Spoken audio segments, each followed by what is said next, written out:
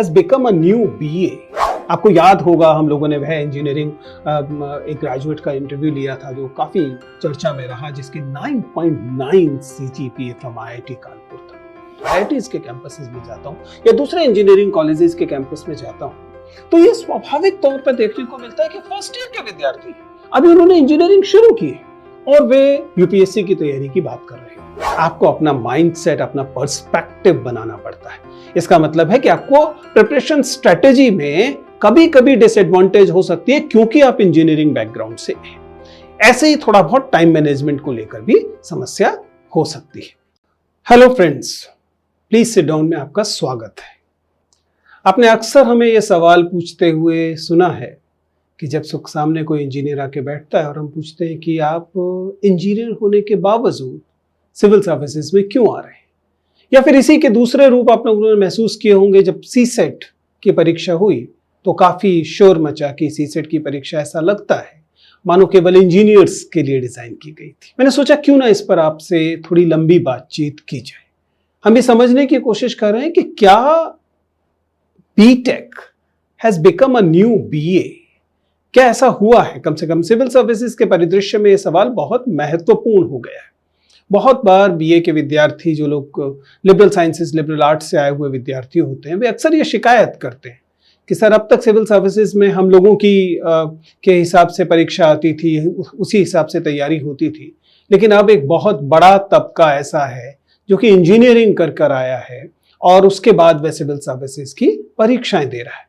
इससे civil services की परीक्षाओं के टोटल लैंडस्केप पर, तैयारी के तरीके पर, तैयारी के इकोसिस्टम पर क्या असर पड़ा है, इसे समझने की कोशिश हम आज के वीडियो में करने वाले हैं। ये इसलिए जरूरी है क्योंकि यह आपकी स्ट्रैटेजी को, आप कैसे तैयारी करें, आप अपने सिलेबस को कैसे देखें, आप करंट अफेयर्स को कैसे देखें, इस सब को प्रभावित कर रहा है। लेकिन सबसे पहले तो इसी मूल सवाल से दो चार होते हैं कि क्या वाकई B Tech has become a new BA.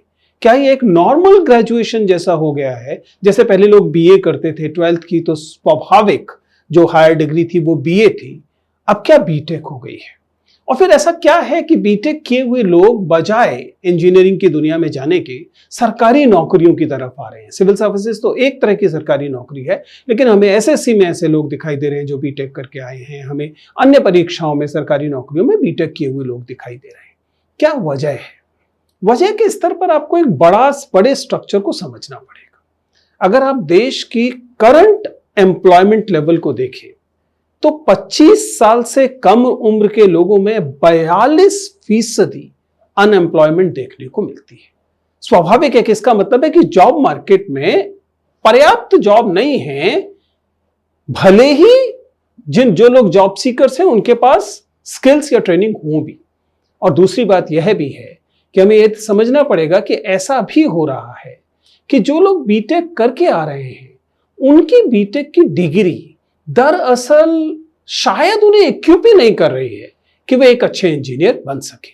इसलिए उन्हें जॉब सिक्योरिटी के लिए और एक स्टेबल किस्म के रोजगार के लिए यह स्वाभाविक जान पड़ता है कि क्यों ना सिविल सर्विसेज कर ली जाए। तो इसलिए हमें यह बड़े पैमाने पर दिखाई दे रहा है, ट्रेंड की तरह दिखाई दे रहा है कि लोग 12th करते हैं, उसके बाद वे इंजीनियरिंग में जाते हैं, बावजूद इसके कि उनका इंजीनियर बनने का कतई कोई इरादा नहीं होता। दरअसल जब मैं अलग अलग कैंपसेस में जाता हूं, एनआईटीज के कैंपसेस में जाता हूं, आईआईटीज के कैंपसेस में जाता हूं या दूसरे इंजीनियरिंग कॉलेजेस के कैंपस में जाता हूं, तो ये स्वाभाविक तौर पर देखने को मिलता है कि फर्स्ट ईयर के विद्यार्थी हैं, अभी उन्होंने इंजीनियरिंग शुरू की है और वे यूपीएससी की तैयारी की बात कर रहे होते हैं। इसका मतलब उन्होंने पहले से तय कर रखा है कि वे इंजीनियर नहीं बनेंगे और इस दौरान स्वाभाविक इसका परिणाम यह भी है कि वे अपनी इंजीनियरिंग की शिक्षा को भी बहुत गंभीरता से नहीं ले रहे होते। इसका मतलब है कि इंजीनियरिंग ग्रेजुएट्स की कैरियर एस्पिरेशन भी भिन्न हो गई है, वह सरकारी नौकरी जैसी हो गई है। इसने स्वाभाविक तौर पर सरकारी नौकरियों की जो दुनिया है उसको भी बहुत गहराई से बदला है, पर हम उस पर बाद में आते हैं। पहले इस बात को समझते हैं कि क्या इंजीनियरिंग ग्रेजुएट वास्तव में संख्या के स्तर पर, प्रतिशत के स्तर पर ज्यादा आने लगे और अगर आने लगे हैं तो फिर इसका क्या प्रभाव जो हमारी सिविल सर्विसेज की दुनिया, तैयारी करने वाली दुनिया है, उस पर पड़ता है। सबसे पहले तो हम देखते हैं कि क्यों वे आ रहे हैं। तो मैंने कहा कि मूलतः हमें 3 कारण दिखाई देते हैं। पहला, इंजीनियरिंग ग्रेजुएट्स में अपनी इंजीनियरिंग को लेकर एम्प्लॉयबल स्किल्स उस पैमाने पर नहीं है जिस पैमाने पर इंडस्ट्री को जरूरत है। इसलिए प्लेसमेंट्स के लेवल या तो कम है या फिर उनके कोर एरिया में नहीं। बड़ी रोचक बात है, जब आप इंजीनियरिंग के किसी कॉलेज में जाते हैं और जाके वहां प्लेसमेंट का स्टेटस पता करने की कोशिश करते हैं, आपको हैरानी होती है। मैकेनिकल इंजीनियरिंग किए हुए लोग, इलेक्ट्रिकल इंजीनियरिंग किए हुए लोग, सिविल इंजीनियरिंग किए हुए लोग प्लेस हो रहे हैं आईटी के एरिया में। दरअसल वो फर्स्ट सेमेस्टर, सेकंड सेमेस्टर से तैयारी भी आईटी की जॉब्स के लिए कर रहे हैं, जानते हुए कि वे अपने कोर फील्ड में नहीं जाएंगे। इसका मतलब है कि जब वे अपनी पढ़ाई कर रहे होंगे तो अपने कोर सब्जेक्ट पर उतना ध्यान दे भी नहीं रहे होंगे। कुल मिला के हमारे पास ऐसे इंजीनियर्स निकल कर आ रहे हैं जिनके पास इंजीनियरिंग की डिग्री है, लेकिन दरअसल वे इंजीनियर्स नहीं है। दूसरी स्थिति, जैसा मैंने कहा, जॉब मार्केट की स्थिति इतनी खराब है कि जो नौकरियां मिल रही हैं वो बहुत कम वेतन पे मिल रही हैं, कम स्थिरता के साथ मिल रही हैं, आगे उसमें तरक्की की संभावनाएं कम है। इस वजह से एक तरह से पब्लिक सर्विस को लेकर, सरकारी नौकरी को लेकर एक अधिक आकर्षण देखने को मिला है। यानी कि 3 वजह हुई, एम्प्लॉयबल स्किल कम है, डिजायर है पब्लिक सर्विस के लिए, और जॉब मार्केट का जो डायनामिक है वो ये कहता है कि इंजीनियरिंग ग्रेजुएट्स जो हैं अब सिविल सर्विसेज की तरफ जा रहे हैं। इसकी वजह से अब इंजीनियरिंग की डिग्री को दरअसल इंजीनियरिंग की डिग्री की बजाय केवल एक सिंपल ग्रेजुएशन की तरह देखे जाने लगा है।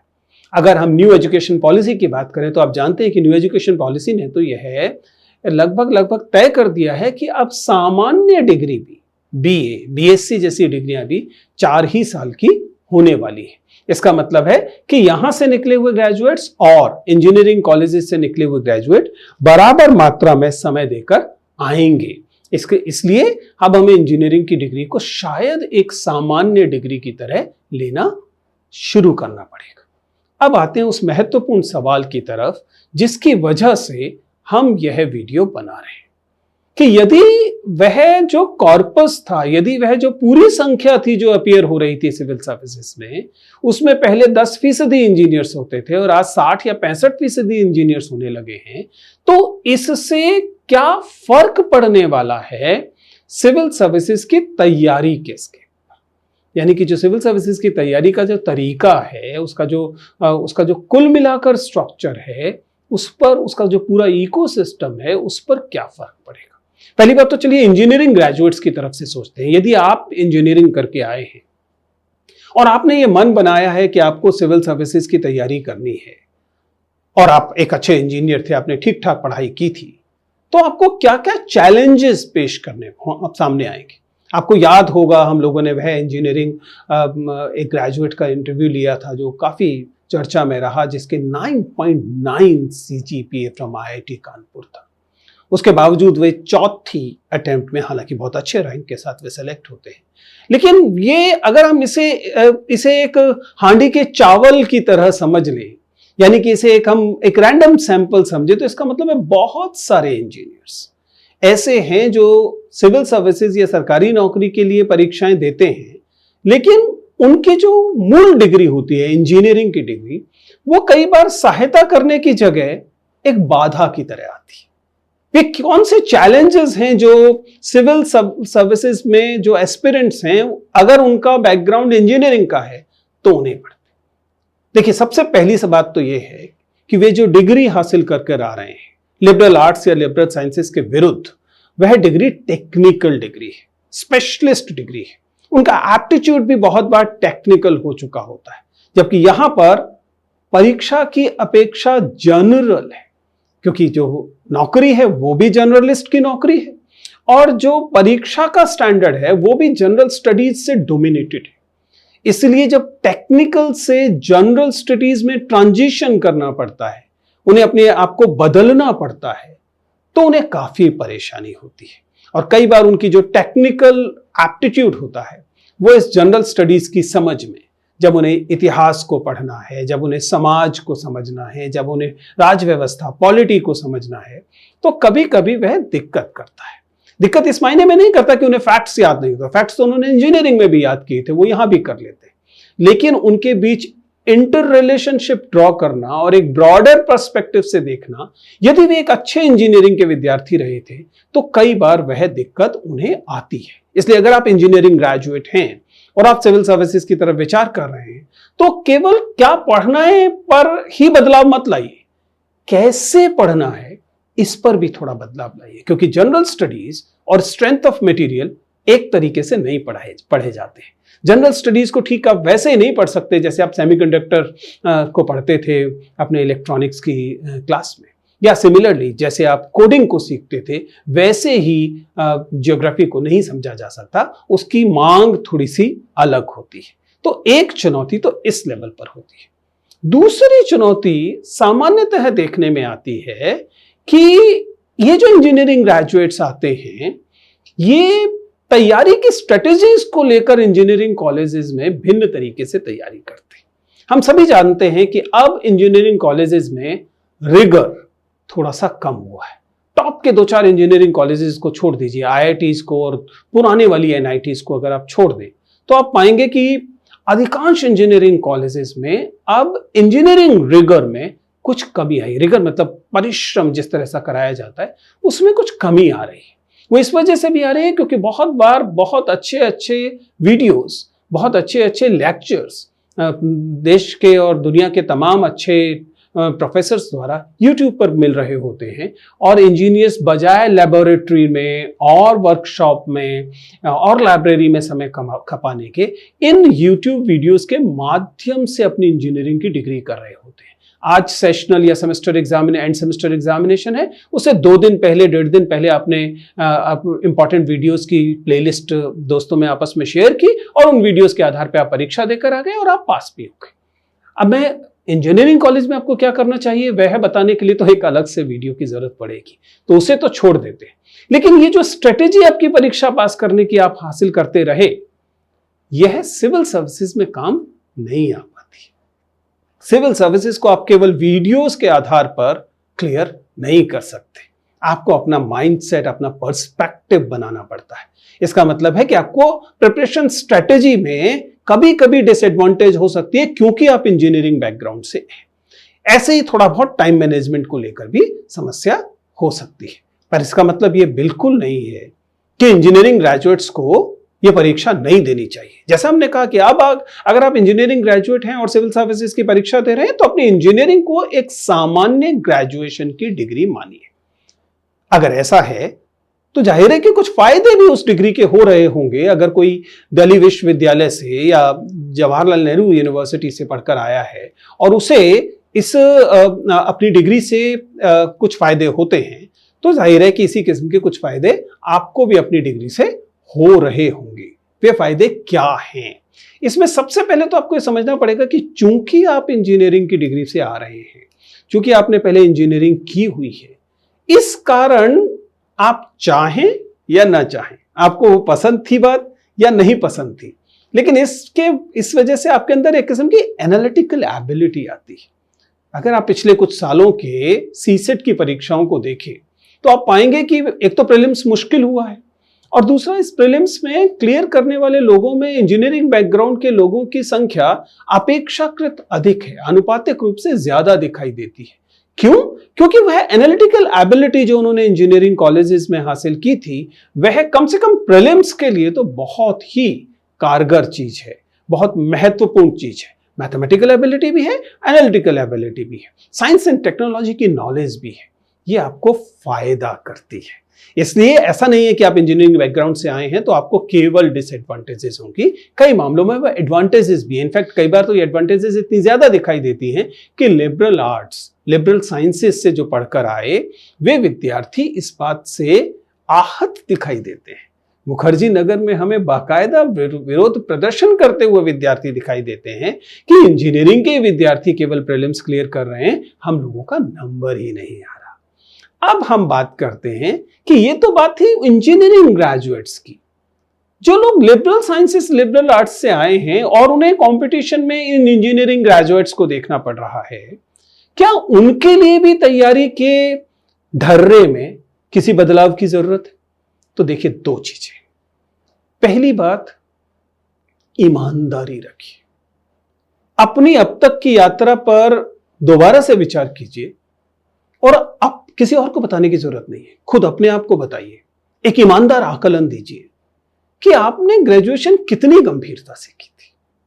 मैं किसी विश्वविद्यालय का नाम नहीं लेना चाहता, लेकिन बिल्कुल संभव है कि आप एक ऐसे विश्वविद्यालय से आए हों जो कि पूर्वी उत्तर प्रदेश का, बिहार का, राजस्थान के कुछ इलाकों के विश्वविद्यालय, जहां पर आपने दरअसल कभी रेगुलर क्लासेस की ही नहीं थी। 50 कारण हो सकते हैं इस बात के, क्लासेस नहीं होती थी, समय की कोई दिक्कत थी, इत्यादि इत्यादि। अतः आपके पास एक ग्रेजुएशन की डिग्री तो है, लेकिन वह डिग्री केवल परीक्षा के समय थोड़ा सा कुंजियां पढ़कर पास की हुई डिग्री है। अब इसके आधार पर आप ये कहें कि इंजीनियरिंग ग्रेजुएट्स कोई हक मार ले रहे हैं, तो दोस्त दरअसल तो आपकी डिग्री जो है वह भी उतनी ही कम उपयोगी डिग्री है जितनी की कोई अन्य डिग्री होनी चाहिए। तो पहले तो ईमानदारी से अपने ग्रेजुएशन नॉलेज को क्रिटिकली इवैल्यूएट कीजिए, और यदि उसमें कुछ कमी बेसी दिखाई देती है, उसमें कुछ रिक्ति दिखाई देती है, उसमें कुछ गैप्स दिखाई देते हैं, तो फिर इसे अपनी जिम्मेदारी मान लीजिए कि आप उन गैप्स को दूर करेंगे। इसके लिए आपको थोड़ा सा अतिरिक्त प्रयास करना ही पड़ेगा, और जब आप अतिरिक्त प्रयास कर ही रहे हैं तो फिर मैथमेटिकल एबिलिटी, एनालिटिकल स्किल्स जो कि इंजीनियरिंग ग्रेजुएट्स लेकर आ रहे हैं और उनको फायदा हो रहा है, कम से कम प्रीलिम्स की परीक्षा में तो खास तौर से फायदा हो रहा है, उस पर भी थोड़ा सा काम कीजिए। देखिए, इस बात को क्रिप करने से कोई फायदा नहीं है कि वे लोग यहां क्यों आ रहे हैं।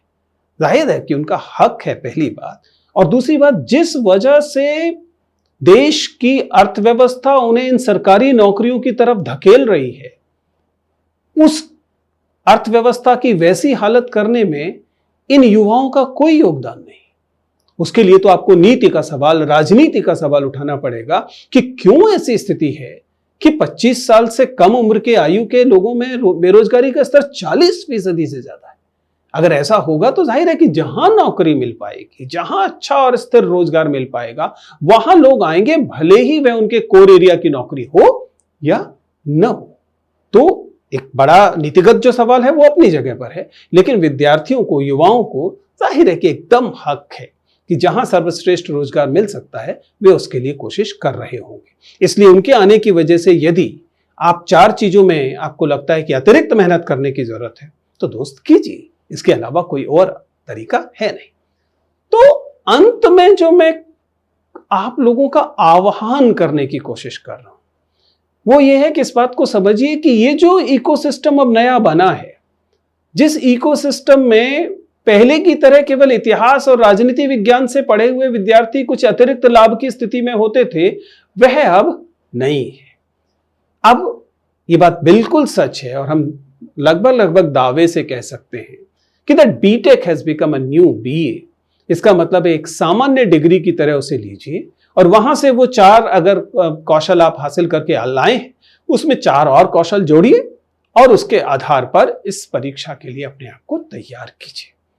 आप इस बात को देख पा रहे होंगे कि एक इंजीनियरिंग के विद्यार्थी को अतिरिक्त चैलेंज तो अवश्य है, क्योंकि उसे ह्यूमैनिटीज, सोशल साइंसेज की चीजों को पढ़ना है, लेकिन इससे उसकी जो पर्सनालिटी है वह पर्सनालिटी कई मायनों में एक डाइवर्स, विविध पर्सनालिटी बन रही है। और अंततः एक विविध पर्सनालिटी तो एक अच्छे ब्यूरोक्रेट को चाहिए। इसलिए अगर ऐसे इंजीनियरिंग ग्रेजुएट वास्तव में सिविल सेवा में पहुंचते हैं तो ये सिविल सेवा के लिए भी हितकारी ही चीज है, अगर आप थोड़ा सा ईमानदारी से और बिना वैमनस्य के इस बात पर विचार करें। तो मुझे लगता है कि हम लोगों को अब यह स्वीकार कर ही लेना चाहिए कि the B Tech is new BA. Thank you.